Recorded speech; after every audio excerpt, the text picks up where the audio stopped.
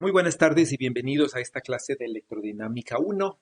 El día de hoy vamos a ver lo que son el hamiltoniano no relativista de una carga en presencia de un campo electromagnético. Y en definitiva vamos a utilizar la teoría del potencial para identificar el lagrangiano y el hamiltoniano clásicos que son la base, ¿no es cierto?, para la construcción del hamiltoniano en mecánica cuántica, ¿ya? Entonces el día de hoy vamos a trabajar un poco eh, con eso, ¿sí? Entonces, vamos a empezar, ¿ya?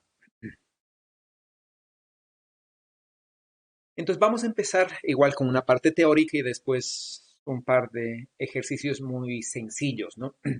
Básicamente lo que nosotros tenemos es la fuerza de Lorentz, ¿ya? Y entonces a través de la fuerza de Lorentz es como se establece la interacción de un campo electromagnético con una carga, donde estamos suponiendo que la carga no modifica el campo electromagnético externo, ¿no? Entonces esta carga solamente es una carga de prueba que no afecta la forma del campo. Y entonces nosotros podemos establecer y decir, ¿no? El campo eléctrico viene básicamente dado por el gradiente, bueno, por esta variación, ¿no? Básicamente el potencial escalar y el potencial vectorial, mientras que el campo magnético viene relacionado nada más a través del rotacional del potencial vectorial. Y entonces nosotros podríamos escribir la fuerza de Lorentz como función de los potenciales electromagnéticos. Y sobre esto es lo que se va a trabajar, ¿no es cierto? Para más o menos tener una forma de la ecuación lagrangiana y hamiltoniana. Y entonces nosotros podríamos trabajar con este término que está aquí de B cruz del rotacional de A para tratar de simplificarlo, ¿no?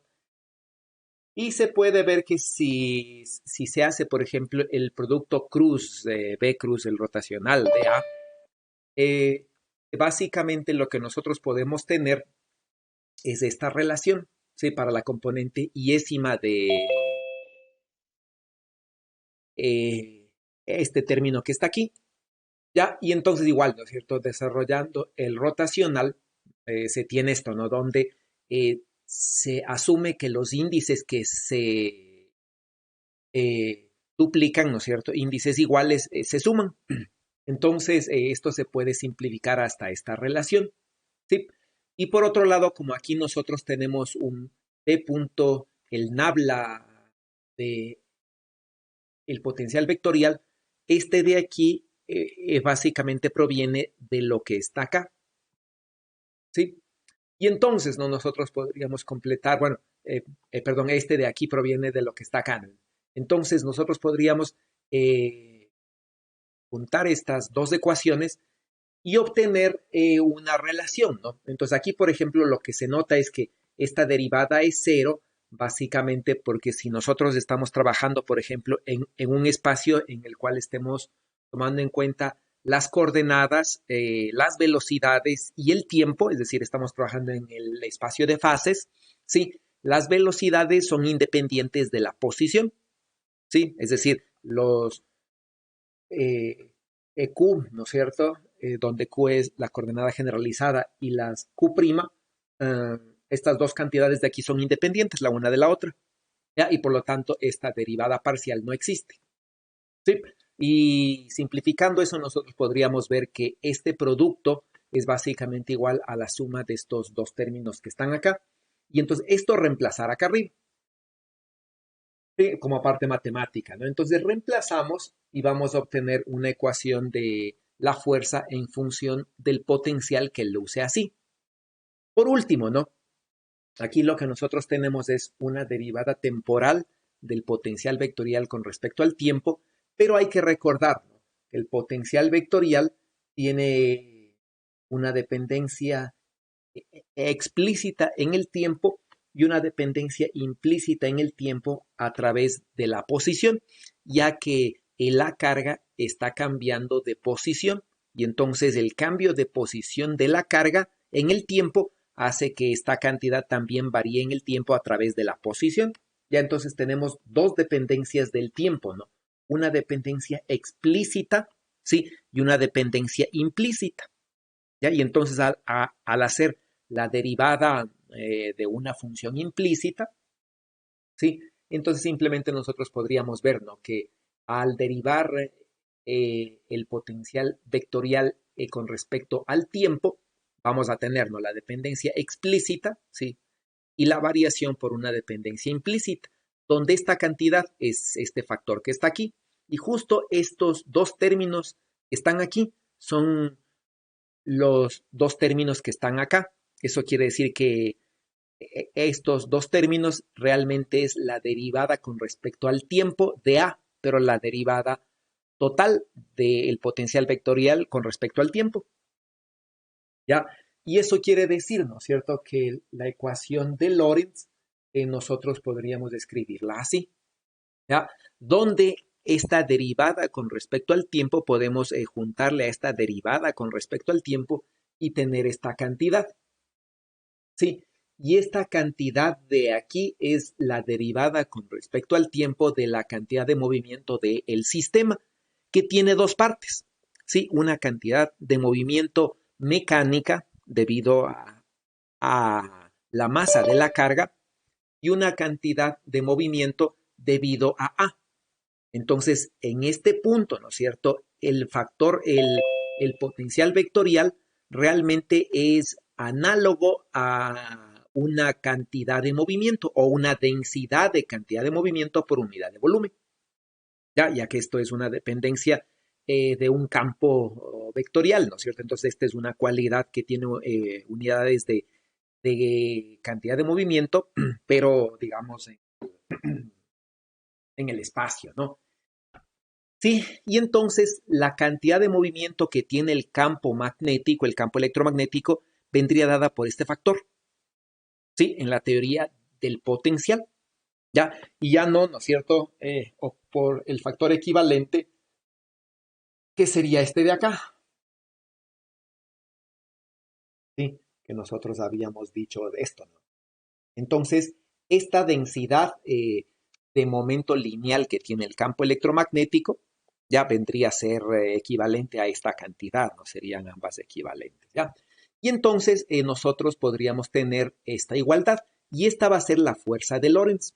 Ahora, la variación en el tiempo de una cantidad de movimiento resulta ser igual a menos el gradiente de una cantidad. Y esta es la típica ecuación, ¿no es cierto?, de un potencial conservativo, en el cual esta función es la energía potencial y su variación me da una fuerza. Sí, exactamente lo mismo, ¿no? Y entonces nosotros podríamos identificar eso así. Y esta ecuación tiene una forma, tiene exactamente la forma, ¿no es cierto? Si la vemos componente por componente, por ejemplo, digo, aquí voy a sacar, ¿no es cierto? La componente en X y del gradiente tomo nada más la componente en X, es decir, esta relación. Y entonces de aquí yo podría construir el lagrangiano, ¿no es cierto? Sabiendo que esta parte de aquí debe provenir de la derivada parcial del lagrangiano con respecto a la velocidad y esta parte de acá, ¿no es cierto? Incluido su signo menos, debería venir de la derivada parcial del lagrangiano con respecto de las coordenadas generalizadas. Integramos estos dos y juntamos los términos no comunes y vamos a llegar a esta cantidad. ¿Dónde? No, aquí simplemente tenemos todo esto de aquí viene a ser la energía potencial, básicamente esto, ¿no? Sí, entonces esto de aquí viene a ser la energía potencial, sí, y aquí tenemos energía cinética, ¿no?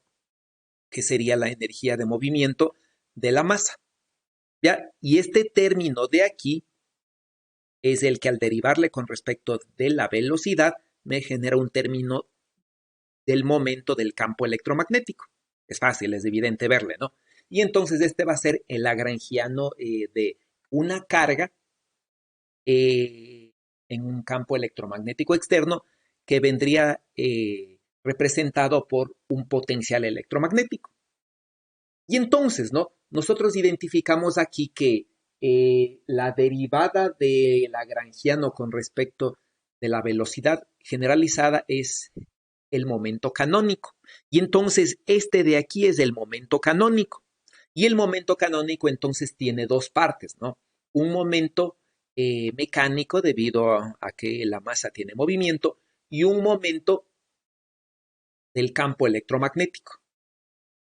¿Sí? Y este entonces es el momento canónico, ¿no? Sí, representado en coordenadas cartesianas. ¿Ya? Y entonces nosotros, ¿no? A partir de esta cantidad podríamos construir el Hamiltoniano, no simplemente como una transformación, no es de Legendre, de esta no me acuerdo. Se me fue el nombre, creo que es de Legendre, ¿no es cierto? En las cuales vamos a intercambiar la velocidad generalizada, UI, con PI, ¿no es cierto? Que es el momento generalizado, asumiendo que la coordenada generalizada es X, Y, Z. ¿Ya? Y entonces, ¿no? Y este PI es el momento canónico. ¿Ya? Y entonces, ¿no? Despejamos la velocidad generalizada en función del momento canónico y resulta ser esto, reemplazamos en el lagrangiano, ¿no es cierto? En la transformación y encontramos el hamiltoniano. ¿Sí? Y entonces el hamiltoniano tiene dos partes, ¿no? Esta de aquí viene a corresponder a la energía cinética de la partícula, donde esta diferencia, ¿no es cierto?, es la cantidad de movimiento mecánico al cuadrado.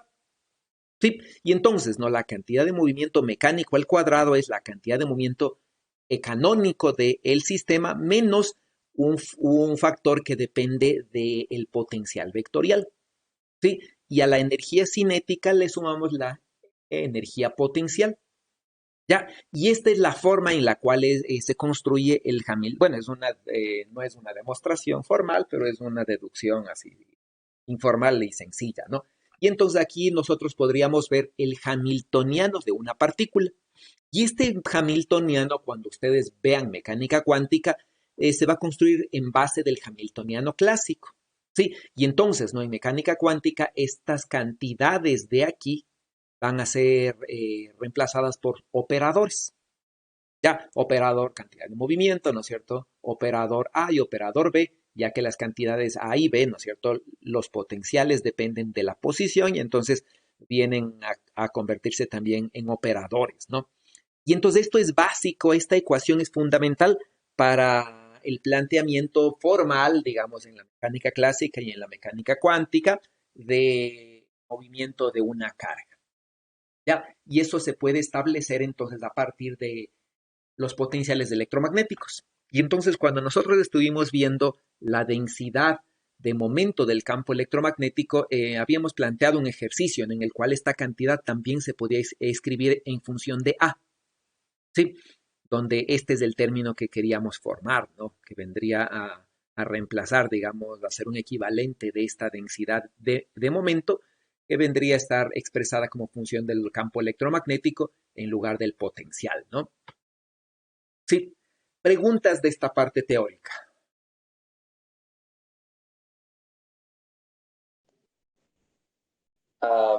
Profe, disculpe, tengo algunas preguntas. Primero, no sé si puede repetir un poco eso de la cantidad de movimiento, porque, o sea, yo ya sabía de forma predestinada que la cantidad de movimiento se podía escribir, del campo electromagnético se podía escribir como la derivada respecto al tiempo del potencial magnético, vectorio magnético. No, bueno, es decir, esta es una demostración, obviamente, que yo ya sé a qué quiero llegar, ¿no? Yo quiero llegar exactamente a esto, sí, porque de aquí ya puedo compararle con las ecuaciones de Lagrange y por comparación verla a lo que es igual mi lagrangiano, ¿no? Entonces, como yo ya sé a lo que quiero llegar de aquí, sí, de aquí, lo que me interesa formar, ¿no es cierto?, es una derivada total de A con respecto de el tiempo que viene a ser el momento que yo le quiero pasar acá. Entonces, como yo ya sé a lo que quiero llegar, bueno, obviamente se trabaja con estas cantidades, ¿no es cierto?, para formar estos dos términos que vienen a ser la derivada de A con respecto al tiempo. Sí, entonces es como forzada, digamos, ya porque yo ya sé a lo que quiero llegar. Pero naturalmente que en clásica se tiene otra forma de encontrar esto de una manera más natural, Sin esto, ¿no? Sin esta forma, ¿ya? Ya. Otra pregunta. Pues no sé cómo expresar esta pregunta. Bueno, ¿qué es ese momento canónico? O sea, ¿cuál es la diferencia entre un momento mecánico o por qué tengo que definir un momento canónico? Lo que pasa es que el momento canónico se define, ¿no es cierto? Una vez que yo planteo mi lagrangiano en función de mis coordenadas generalizadas, es decir, ¿no es cierto? Yo planteo un lagrangiano, por ejemplo, como función de coordenadas generalizadas, que tengo algunas, ¿no es cierto? De velocidades generalizadas y del tiempo. Sí, entonces de aquí yo defino mi momento canónico, ¿no es cierto? Entonces digo, mi momento canónico asociado a la coordenada generalizada iésima viene a ser la derivada parcial del lagrangiano con respecto de Q sub i. ¿Ya? Y entonces, ¿no? Por ejemplo, si Q sub i es una cantidad que viene a ser una posición, este P sub i es un momento común y corriente, un momento lineal. Pero, por ejemplo, ¿no? ¿Qué tal si yo digo, estoy trabajando en un sistema, digamos, ¿no es cierto? Yo estoy trabajando en un sistema en el cual tomo como coordenadas generalizadas, por ejemplo, digo, no, una partícula está limitada a moverse en el plano XY, ¿ya? Y entonces yo tomo como coordenadas generalizadas, por ejemplo, digo, Q sub 1 es igual a la distancia radial al centro y Q sub 2, ¿no es cierto? Es igual al ángulo que forma con el eje más X. Sí, entonces esas son mis coordenadas generalizadas, ¿no? Entonces, cuando yo planteé mi lagrangiano, yo voy a decir, ¿no es cierto? Mi momento conjugado, ¿sí? Mi momento canónico es este, ¿no? Con respecto de Q1. Y esto vendría a ser simplemente la cantidad de movimiento lineal en R, ¿ya? Pero si hago algo semejante, ¿no es cierto? Y digo, P sub 2 es la derivada de L con respecto de Q2, ¿sí? Este P sub 2 ya no viene a ser una cantidad de movimiento lineal, sino viene a ser la cantidad de movimiento angular en phi, ¿sí? Y entonces, ¿no? Por ejemplo, yo podría tomar como coordenada generalizada una coordenada que no sea ni posición lineal ni angular.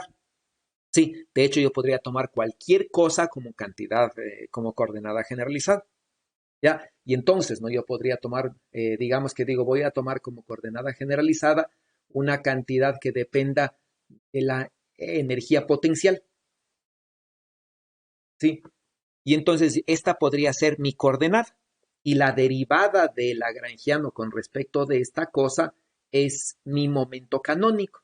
Entonces, este momento canónico que ustedes ya debieron haber visto en clásica, supongo, este momento canónico es cualquier cosa, no es simplemente esta relación. Y estos dos son cantidades conjugadas, se llaman, ¿no? Que de hecho cuando yo escribo a estos dos como operadores, básicamente en mecánica cuánto ustedes van a ver, ¿no es cierto? Que cuando yo tengo estos dos operadores, estos dos conmutadores básicamente deben conmutar a IH barra, ¿no? De manera normal, ¿ya? Si están bien escalados, digamos. Sí, entonces este es una condición en cuántica. Entonces la idea de tener, de manejar coordenadas y momentos conjugados que salen de la mecánica clásica formal, hamiltoniana y lagrangiana, es fundamental ya en la física formal, no tanto en cuántica como en clásica formal, ¿sí? Entonces eso es el momento canónico, ya no es una cantidad de movimiento cualquiera, ¿sí? Porque la cantidad de movimiento es simplemente masa por velocidad, ¿no es cierto? ¿Ya? Y entonces esta cantidad que sale de aquí ya no es una cantidad de movimiento así. Sí, tiene unidades diferentes, ¿no es cierto? Y se relaciona con diferentes cantidades dependiendo lo que sea EQ. Sí, entonces ese es el momento canónico, ¿ya? Que solamente podemos definirlo así. Sí, esta derivada es el momento canónico, ¿ya? Y es, como digo, es cualquier cosa, ¿no? Es cualquier cosa dependiendo de lo que sea esta X sub i. Entonces, en este caso, sí, en este caso el X sub i, es decir, la coordenada generalizada es realmente una posición, de manera que X sub i punto, ¿no es cierto? Es decir, es una velocidad. Y entonces, en este sentido, esta derivada es un momento lineal.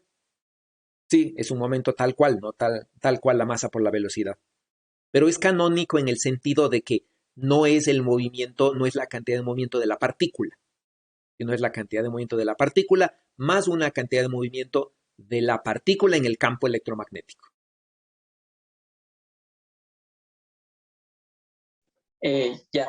Una pregunta más. Bueno, todavía dos.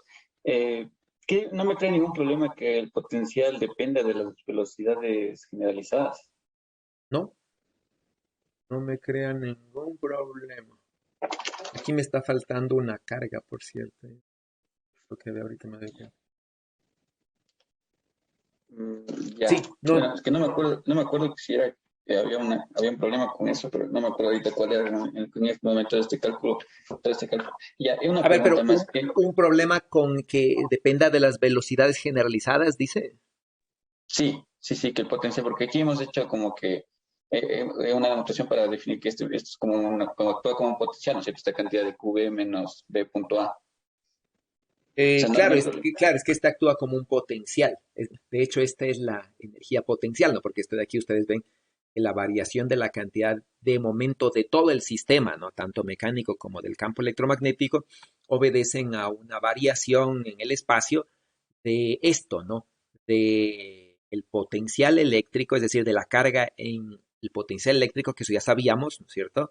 Pero este no sabíamos, ¿no? Este no venía de acá, ¿no? Este viene del hecho de que la variación de la carga en el campo, lo que está hablando esto es que está transfiriendo momento, ¿no?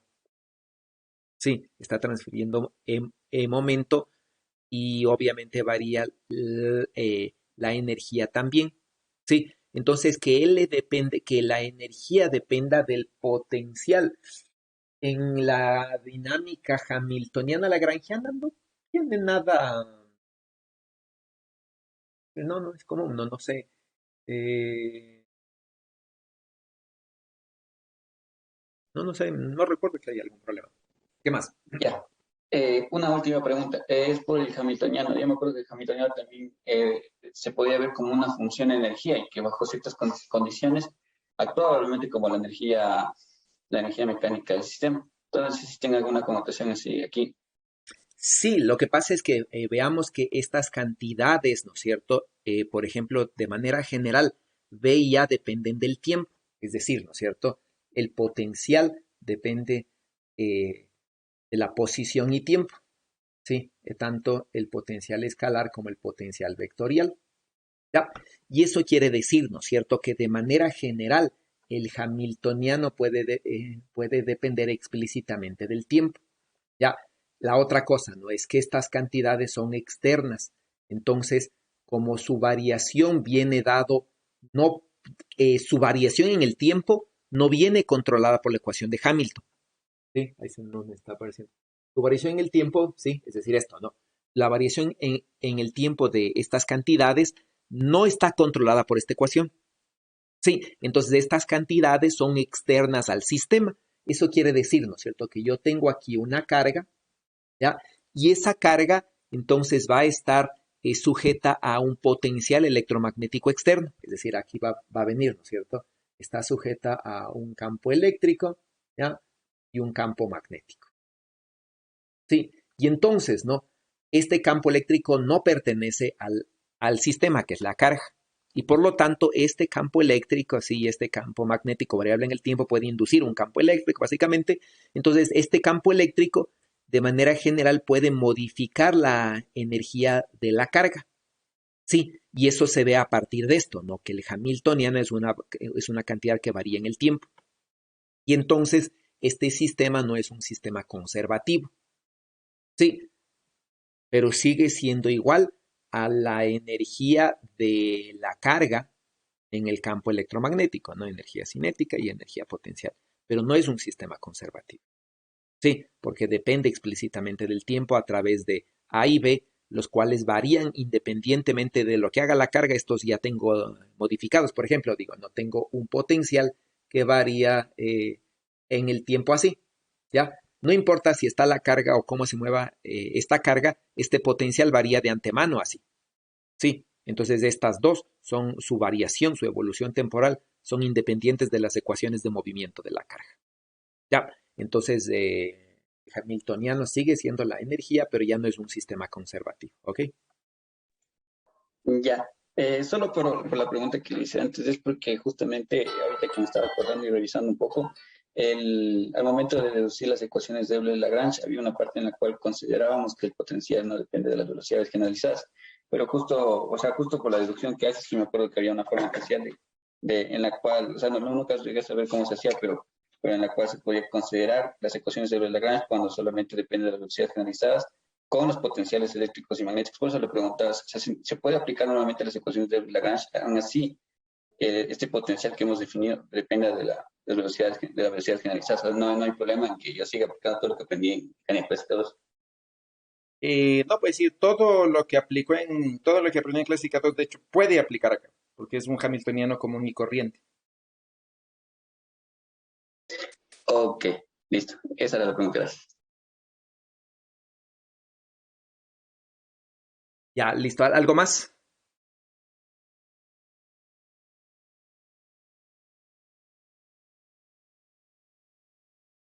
Bueno, entonces con esto, ¿no es cierto? Vamos a irnos a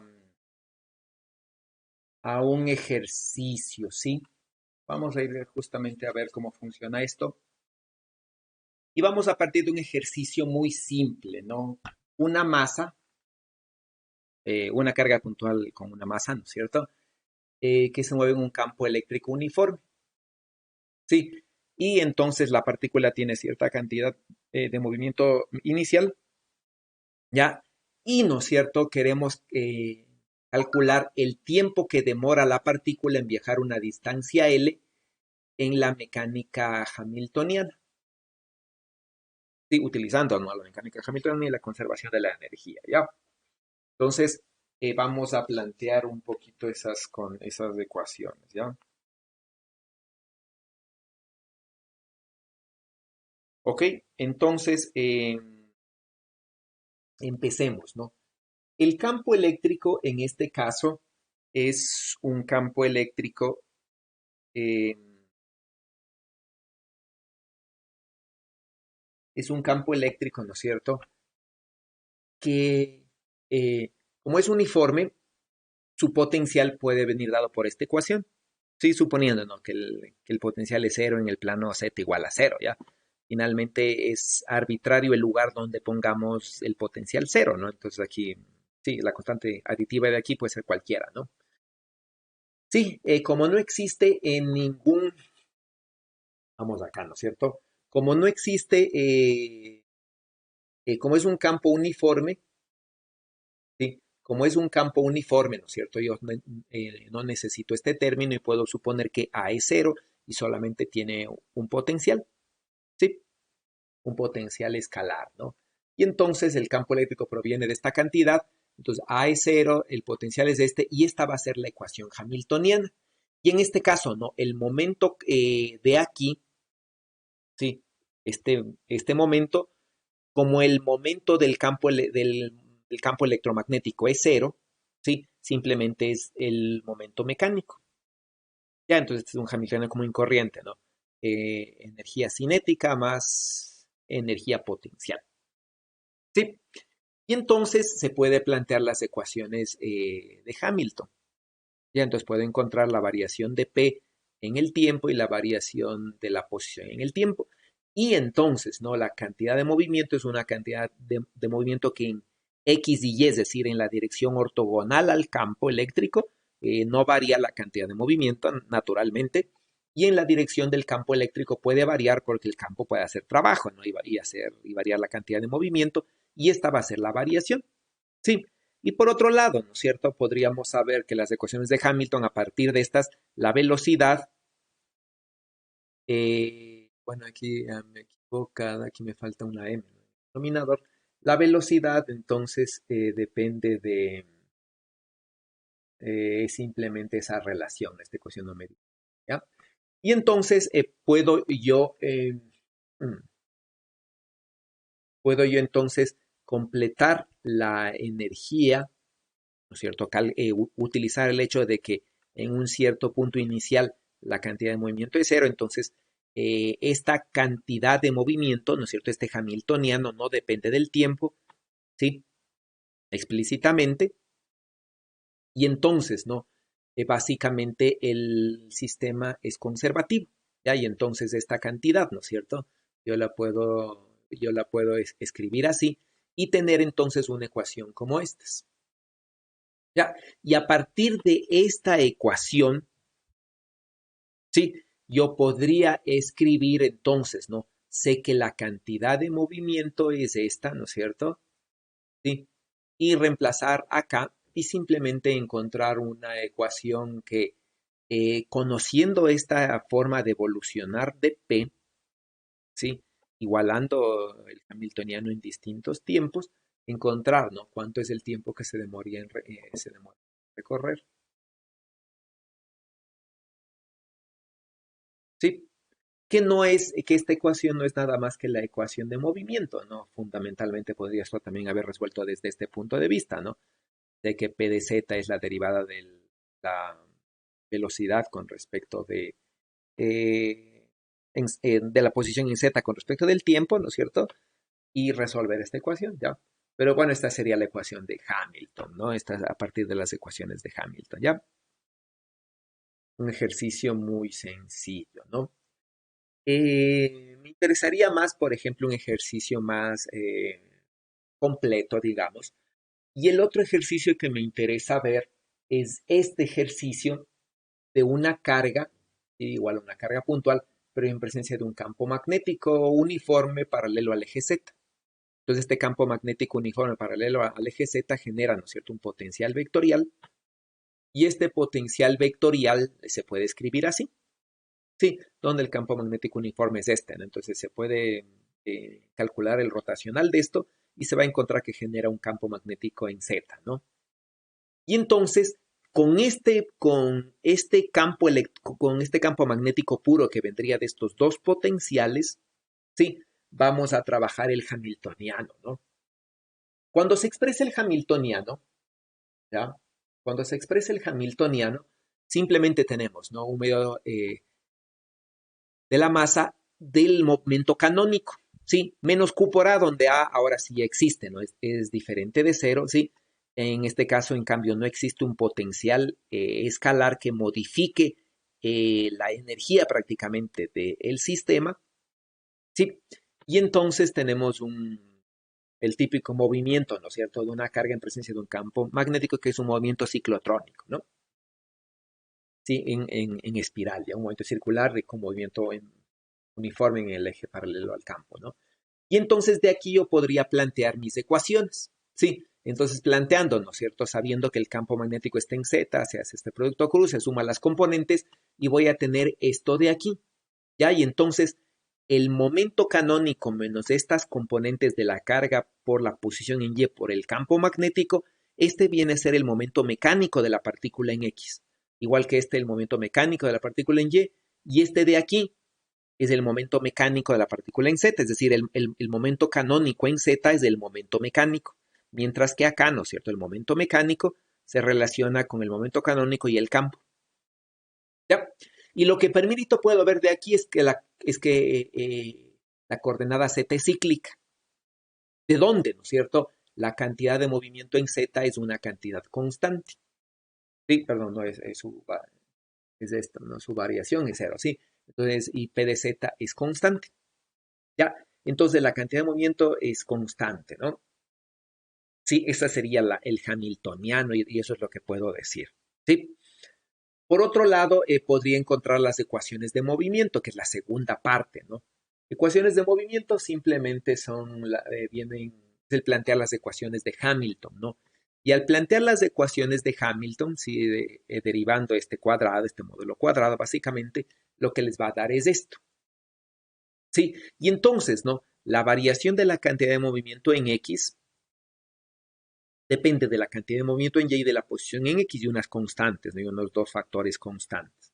Sí, lo mismo puedo hacer con respecto de Y. Y voy a llegar a estas ecuaciones, ¿no? Entonces, lo que voy a ver es que la variación en el tiempo de la cantidad de movimiento en X y Y depende del otro, ¿no? Depende de Y y X. Y entonces aquí tengo un sistema de dos ecuaciones que tengo que resolverlo simultáneamente. Sí, aparte, ¿no es cierto? Que X y Y depende del tiempo, ¿no? Puedo encontrar lo mismo para las ecuaciones de movimiento de Y y X. Sí, puedo hacer lo mismo, ¿no? Con las ecuaciones de Hamilton, eso ya no le hice, ¿ya? Ustedes podrían completarlo. ¿Sí? Y ahora nos interesaría, por ejemplo, demostrar, ¿no es cierto?, que la ecuación de movimiento a partir de este hamiltoniano es esta, ¿no? Que no es nada más que la ecuación de Lorentz. Sí, Q por la velocidad por el campo, ¿no? Cruz del campo. ¿Ya?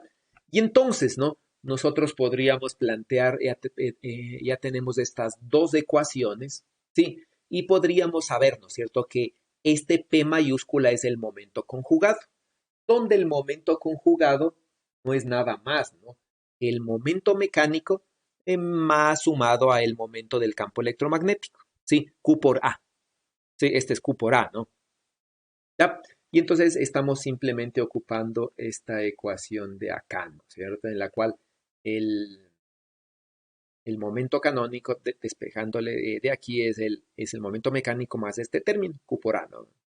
Y estamos trabajando en el sistema internacional, ¿ya? Y entonces, eh, este es el momento, sí, del campo electromagnético, ¿no? Y entonces, reemplazando eso, sí, calculando la derivada en el tiempo de esta cantidad, obviamente la derivada en el tiempo solamente afecta a este factor de aquí, el campo es uniforme, ¿no es cierto? La carga igual, ¿no es cierto? Es una constante. Y entonces tengo ya P punto, sí, y P, ¿no es cierto? Reemplazo acá, sí, en PX y en PY, y encuentro esta ecuación, por ejemplo. Sí, y entonces, ¿no? La derivada de la cantidad de movimiento en X, ya esta es la cantidad de movimiento mecánico, es igual a QM por PY, por el campo magnético. Recordando que el campo magnético está en Z. Sí, recordando, ¿no? Que este campo magnético está en la dirección Z. ¿Ya? Y entonces, ¿no? PY por BZ es justo el producto cruz entre P cruz B, ¿no es cierto? Y si hago lo mismo con el campo magnético en Y, ya, si hago lo mismo, ¿no es cierto? Cambiando el momento canónico por el momento mecánico y el momento del campo electromagnético, sí, bueno, llego a la misma ecuación, ¿no? Recordando que igual este es B de Z, ¿ya? Y entonces esta cantidad, ¿no es cierto? Este es Q sobre 2 de P de X por B de Z, que es P de Y, ¿no? Y entonces este justo es el producto cruz. Entonces, de estas dos ecuaciones se puede ver, ¿no? Que la cantidad de movimiento mecánico, ¿sí? Varía con esta ecuación, es decir, llegamos a la fuerza de Lorentz. ¿Ya? Por último, la frecuencia ciclotrónica, ¿no? Entonces, la frecuencia ciclotrónica, ustedes recordarán, básicamente sale de esto, ¿no? Sí, de ahí se puede demostrar una frecuencia ciclotrónica, ¿no?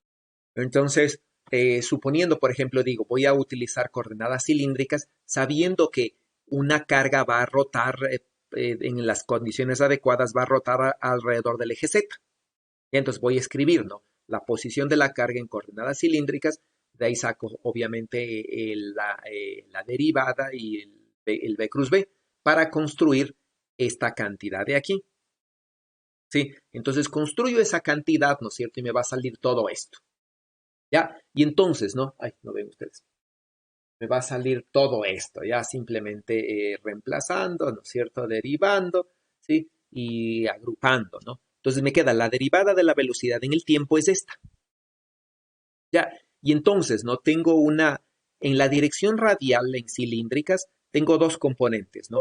La aceleración radial y obviamente una aceleración centrípeta. Sí, radio por velocidad angular al cuadrado, ¿no? De la parte angular tengo dos, ¿no es cierto? Una aceleración angular y esta de aquí que vendría a ser la de Coriolis. Ya, y tengo la otra componente que es una aceleración en Z, ¿no?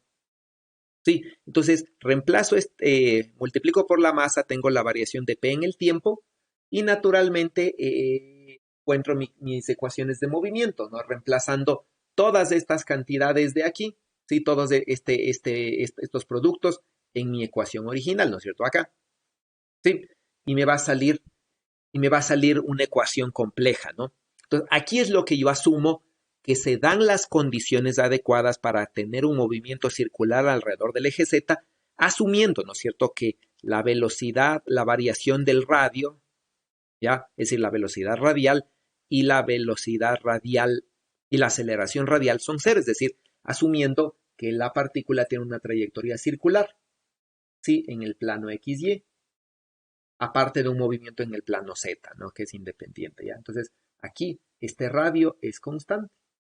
Y entonces, ¿no es cierto? Desaparece la aceleración angular y desaparece el rho punto, ¿ya? Y reemplazo, ¿no? Y voy a encontrar esta ecuación, ¿sí? Y aquí entonces yo tengo una componente, ¿no? Que es la fuerza centrípeta, ¿sí? Y esta de acá, bueno, esta de acá que tampoco existe, ¿no? El rho punto desaparece. ¿Sí? Y entonces, ¿no? Lo que me va a quedar es básicamente esta ecuación, ¿no? Y entonces en esta ecuación yo tengo, ¿no? Una ya masa por aceleración, ¿sí? Masa por aceleración es, ¿no es cierto? Reemplazando todas estas cosas me da una fuerza centrípeta, ¿ya? Una aceleración angular, si es que es el caso, esta también es cero, esta tampoco existe, ¿sí? Y una aceleración en z, ¿no? Esta aceleración en z obviamente no tiene contraparte acá, entonces la aceleración en z es cero, ¿sí? ¿De dónde, no? La velocidad en z es constante y de esta relación de acá me sale la aceleración centrípeta que se iguala a esta de acá, ¿ya? Y me va a salir esta cosa de aquí, ¿no? Que es la velocidad angular, es decir, justo la frecuencia ciclotrónica, es la carga por el campo sobre la masa, ¿no? Eso como dos ejemplos así súper sencillitos de el hamiltoniano, la teoría del potencial electromagnético, ¿ya? No sé si tienen preguntas.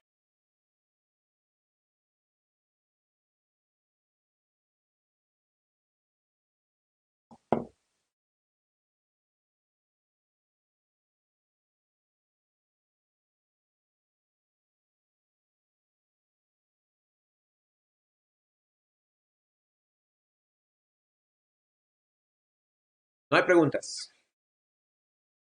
Bueno,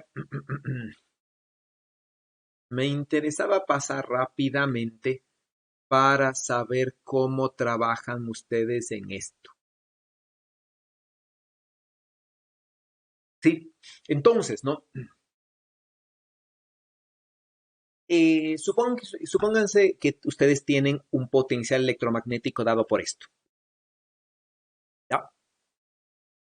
Donde B sub 0 y A sub 0 son cantidades escalares, ¿no? Un vector, un escalar y un vector respectivamente, ¿no? Pero son constantes, ¿no? Y entonces, lo que queremos encontrar es en qué gauge se encuentran o qué condiciones necesito para que se encuentren en el un gauge o en el otro gauge. Sí, eso es la pregunta A y B, ¿no? La pregunta C es, nosotros habíamos dicho, ¿no? Bueno, ustedes habrán visto ya en la parte teórica que cuando nosotros estamos trabajando en un cierto gauge, ¿no es cierto? Se puede pasar, ¿no es este? Se puede pasar, ¿no? Habíamos dicho eh, de aquí, ¿no?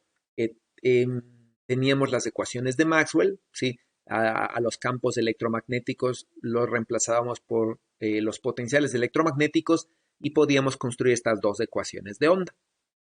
¿Ya? Donde el potencial escalar y el potencial vectorial de manera general estaban mezclados, ¿no?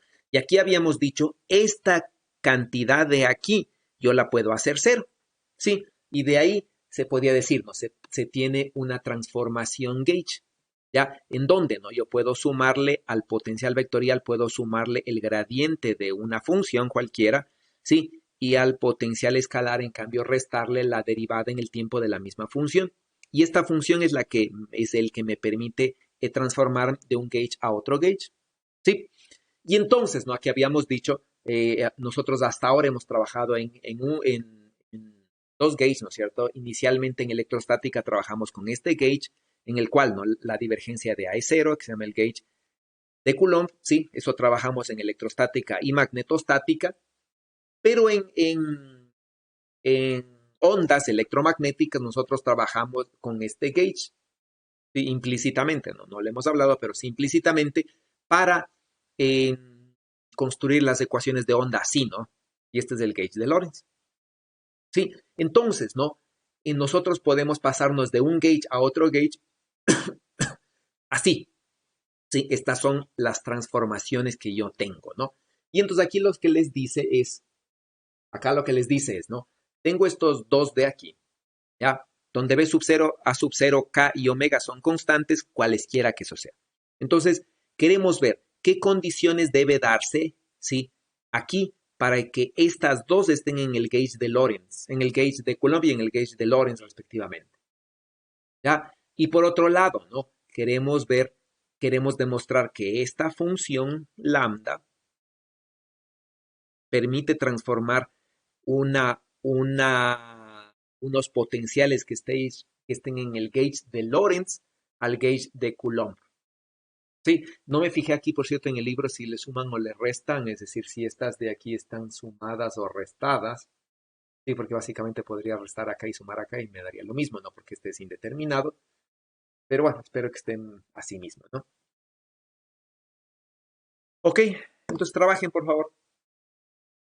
Comiencen por la parte A. ¿Qué condiciones se cumplen para que esas potenciales estén en el gauge de Coulomb? Trabajen, por favor.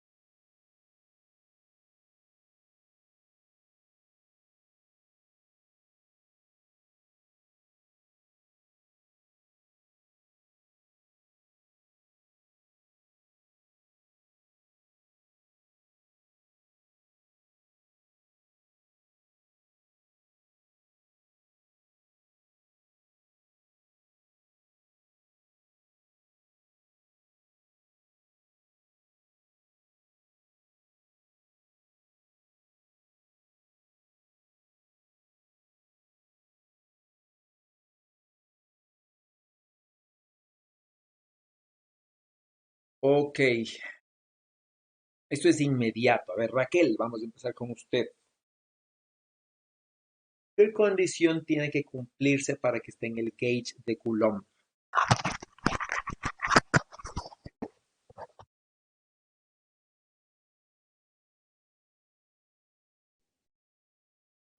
Que la divergencia del potencial vectorial sea igual a cero. Ya, ¿qué es en este caso para esta función la divergencia de A? ¿Qué condición le da?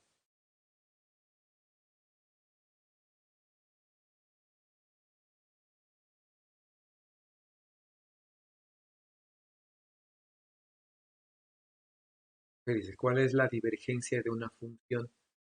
Que básicamente esta, ¿no? Como la de una onda plana. ¿Cuál es la divergencia? Me dice.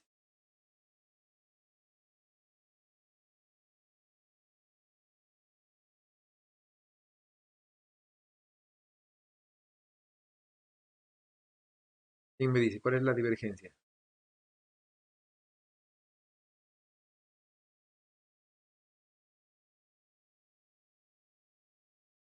¿Qué dice Jolaos? ¿Cuál es la divergencia ahí? O sea, lo estaba calculando, pero es a sub 0 vector multiplicado por IKX por el exponencial, más IKY por exponencial, más IKZ por exponencial. Y eso tenía que ser A ver, entonces la divergencia de A dice que le da ¿cuánto? ¿Cuánto me dice para copiarla acá? a sub 0. Más. Verá que A sub 0 es un vector. ¿Qué A sub 0? El X, Y, Z, el A sub 0 vector. Eh, ¿qué dice eso?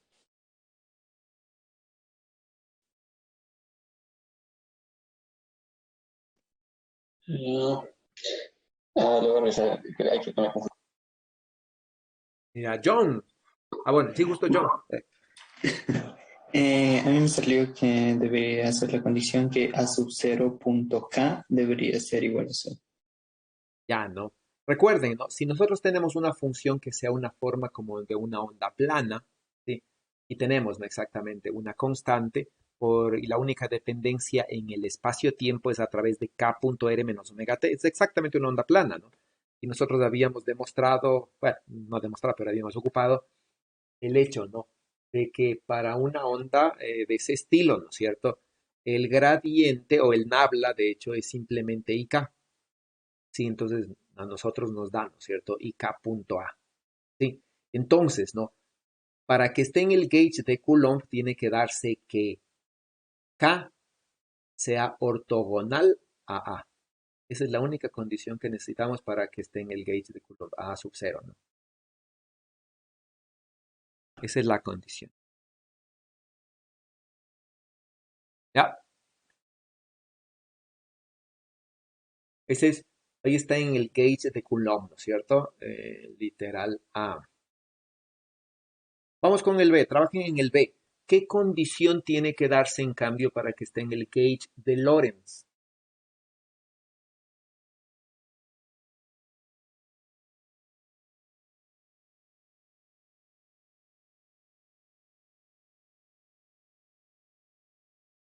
¿Ya? Ustedes recordarán, ¿no es cierto? Tienen, esta es sí, el gauge de Lorentz, ¿no es cierto?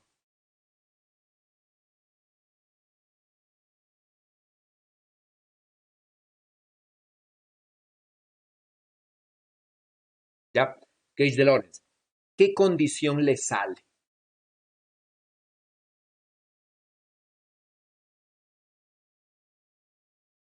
Estos potenciales estaban originalmente planteados en el sistema internacional, ¿no?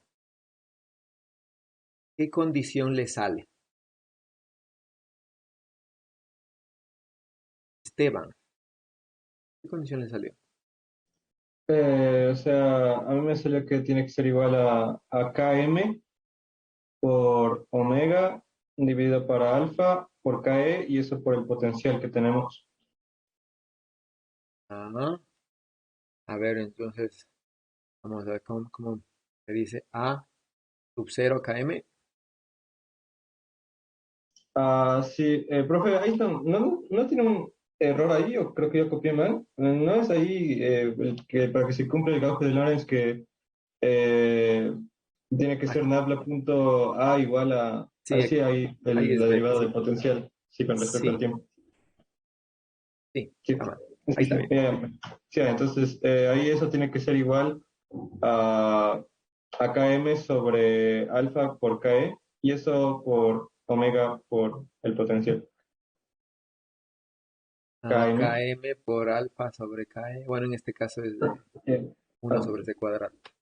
¿Qué más? y eso por omega, porque simplemente es esa la derivada con respecto al tiempo y por el potencial.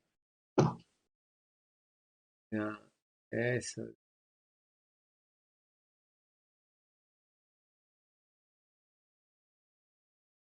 ¿Y el k desapareció?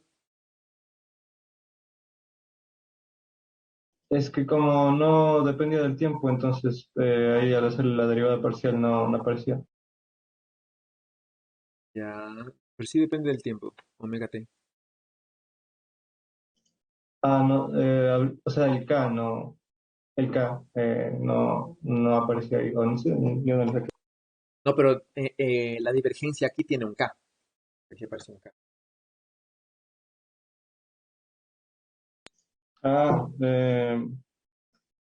hay que, bueno, sí, creo que me faltó entonces. Ok, ¿no es cierto? Eso les da, ¿ya?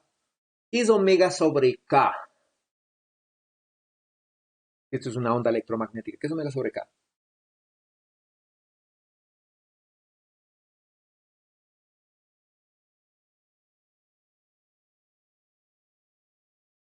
¿Qué es omega sobre k, Camila, en una onda electromagnética? En el vacío.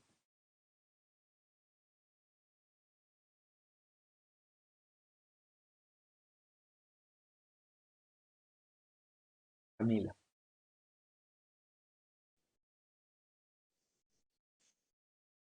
Mm, creo que sería la velocidad ¿Cuál velocidad? de la luz. Ya, esto es la velocidad de la luz, ¿no es cierto? Y eso quiere decir que en el gauge de Lorentz, en el sistema internacional, debería darse esta condición.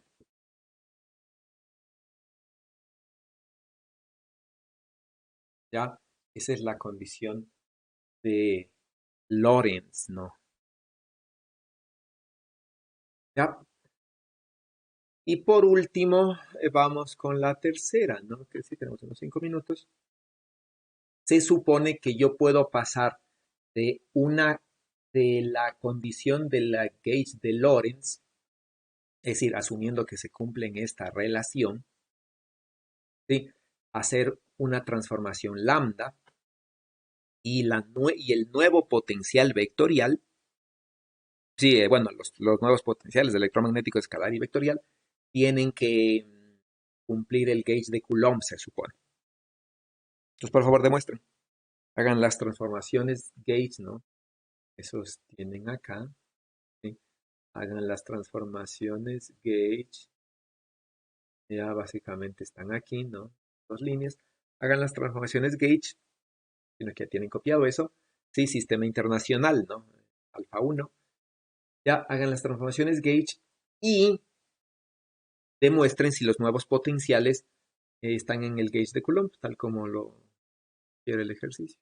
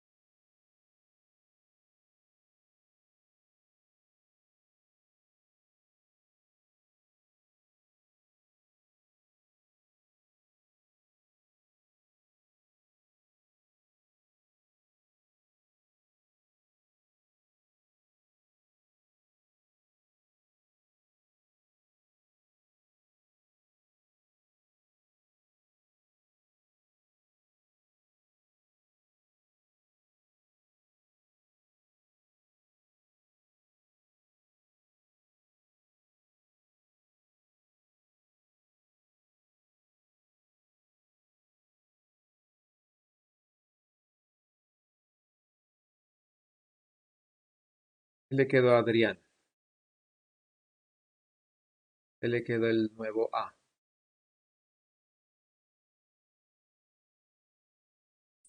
Todavía estoy calculando, profe. Ya, apure que ya se acaba la clase.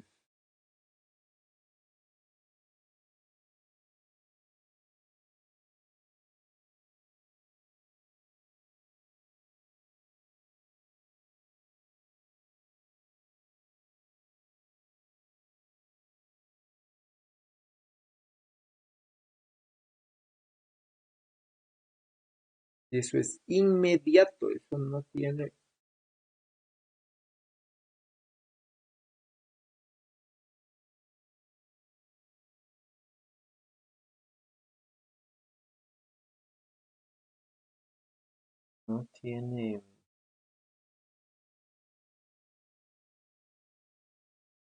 ¿Qué fue, Adrián? Necesito respuesta. A y B. Me queda que es igual el A que ya tenemos ahí, el A sub 0, todo eso, es menos I por V sub 0 sobre omega y que multiplica Menos I por V sub 0 sobre B multiplica a qué. a ese mismo E a la I Ya, ¿qué más? y ahí me parece que tendría que ser eh, el operador nabla que multiplica a ese A, pero me faltan hacer ahí para que quede con ese operador nabla punto A. Tiene que hacer inmediatamente. Toda la clase hemos estado, bueno, la última parte de la clase hemos estado discutiendo de eso. ¿Qué le queda, eh, Esteban?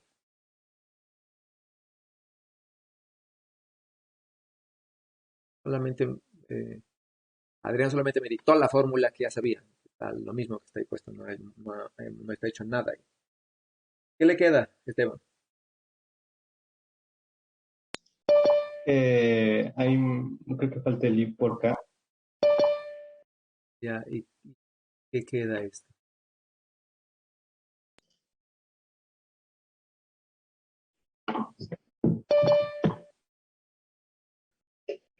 Ok, bueno. Entonces ustedes pueden terminar eso, van a hacer otro ejercicio, ¿no? Como les digo, este lambda no estoy seguro, es más o menos, depende del libro, no me fijé eso. Sí, y quedamos ahí, nos vemos el día lunes, ¿ok? El día lunes vamos a empezar un nuevo tema que, bueno, el mismo tema más bien dicho, pero ya más enfocado a el potencial que se llaman los potenciales retardados, ¿no? Que es el preámbulo a lo que es radiación, ¿ya? Nos quedamos ahí por ahora.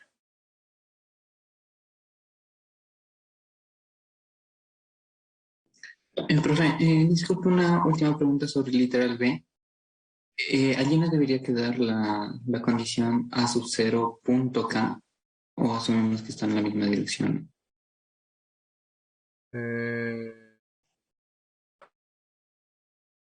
A sub 0 punto K sub 0, sí, ¿no? Sí, tiene que quedar 0K, ya que no necesariamente están ni en la misma dirección ni ortogonales, ¿no? Entonces esto ya no tenemos. eh,